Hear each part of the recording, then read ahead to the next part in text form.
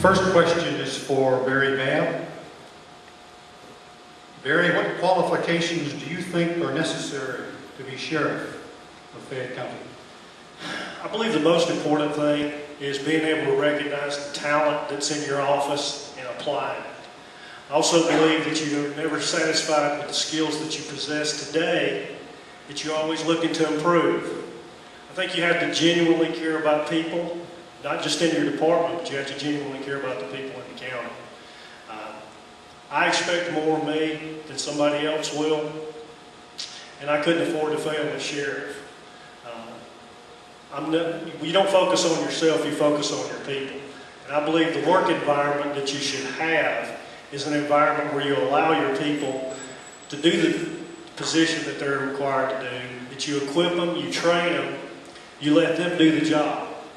And then that way, they will, hence the whole work group, will be able to go forward with the training that they've got.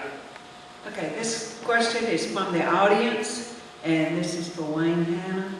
Mr. Hanna, considering this sheriff's office has been under the same leadership for so long, what will you do to ensure a smooth transition into office? Well, I believe one thing to make the smoothest transition is the fact that I'm on numerous committees. The Traffic Enforcement Division is represented, the Sheriff's Office is represented on numerous committees throughout the county and throughout the state, actually several. And I represent Sheriff Johnson on the 911 board. There's the Technical Review Committee, Accident Safety Review Committee, several other committees of that sort that I currently represent the Sheriff and the Sheriff's Office on. So there's nothing new there. There'll be a smooth transition there. I currently work with the Board of Commissioners, presented many budgets to them. I understand how the budget process works and the management end of that. There's nothing new to learn there. Working the way up through the ranks in the department, I understand how everything works in the department, and of course have input from each division. We have 5 different divisions, but having input from those divisions, division directors, and the personnel all the way down to the lowest personnel will give us an opportunity to put the department in the best working order that we can. And I think that's just the smoothest transition is already being in a lot of these positions and being able to carry on what we're doing. This question is for Mr. Thomas Mindar. This question is from the floor. How do you foresee the role of the courts in conjunction with law enforcement?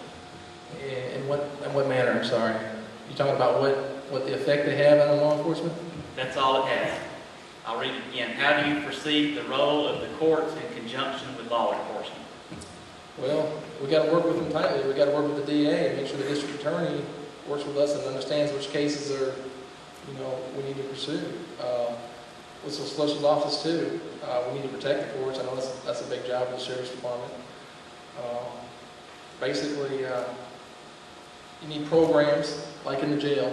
Right now, if you get arrested for a bad check, the probation office is the one that handles the financial management for retraining people. Like when they're in jail, they go to jail. We don't have anything in the jail right now. And I tried to call them today, matter of fact, to get a hold of them. It's almost impossible to get a hold of the probation office because I have an idea of putting that in the jail. So while they're sitting in jail serving their sentence, they can get schooling in there so they don't repeat the same situations. But really just having a good rapport with the DA and the solicitor. This question is for Mr. David Simmons. What is it about you that makes you the best candidate for the job? What is the one thing you want voters to remember about you from this evening? My executive experience in education and overall experience dealing with problems that we're facing here in Fayette County. I spent 10 years in the city of Detroit working with youth gangs. I know extensively how to eradicate and break up gangs.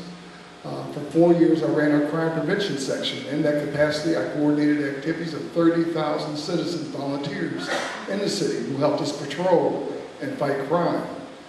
We've noticed a series of smash and grab robberies here in the county. I would like to work to create a reserve program. We had a very active reserve program where we asked volunteers to help us patrol and protect our community.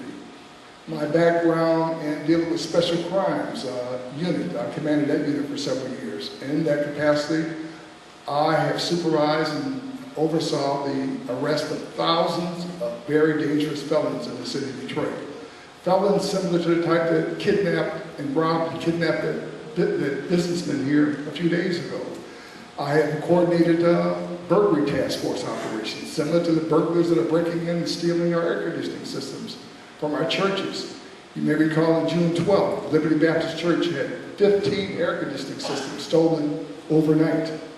A total of $60,000 worth of equipment stolen from that church. We have criminals in our county victimizing cemeteries, stealing grave markers, and also flower vases from graves. They've stolen a minister's robe, a minister's collar. This week's paper talked about the amount of crime being perpetrated against our churches in our county. This is unacceptable. When I'm sheriff, I will work to stop these activities from happening in our county. Train our personnel on how to make arrests and deter these criminals from coming out into Fayette County. For years, we've always been told that criminals dare not cross Fayette County's 138. When I'm sheriff, I will reinstill a fear in crossing 138. Thank you, Mr. Simmons. Next question. Mr. Babb, this question's for you. It's a three-part question. What is your perception as to the level of crime in Fayette County? Is it increasing? What are your plans to work toward reducing crime in Fayette County? Because I do the budget, I have to look at the statistics a good bit. I'll just give you briefly from 2002 to 2007. We average those 5 years, maybe fluctuate just a little bit, but we have 16,000 calls dispatched, 9,000 pullovers, 22,000 officer-initiated activities, and we're up to a 12-minute response time now. And those 16,000 calls may dip a little bit, go up and down, but they've all been the same for the last 5 years. All of that activity is exactly the same. So it's hard to justify more manpower when your call volume stays the same for 5 years. My perception level is I do believe we are facing some new challenges. We do have the economy for one thing. Anytime the economy goes bad, your bad guys come out. So I do believe that we're going to have those kind of issues coming. Your thefts are going to take up. We've seen some of that here lately in the papers, burglaries and such as that. The measures I would take to reduce crime is what I believe three of us are talking about. I've said restructure, reorganize, redeploy, whatever it is we need to do. I believe we need to evaluate the sheriff's office, even though we are a great department with a lot of great talent.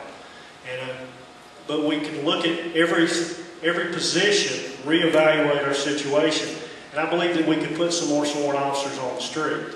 And I believe that any war, if you want to take it to military terms, a war can be won with your soldiers. If you don't have enough soldiers, you can't win a war.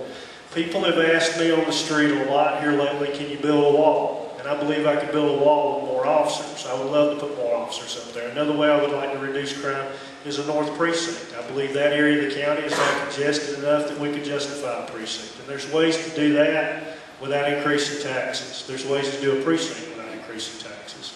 So I believe that's about all I got to say. Thanks, Mr. Babb.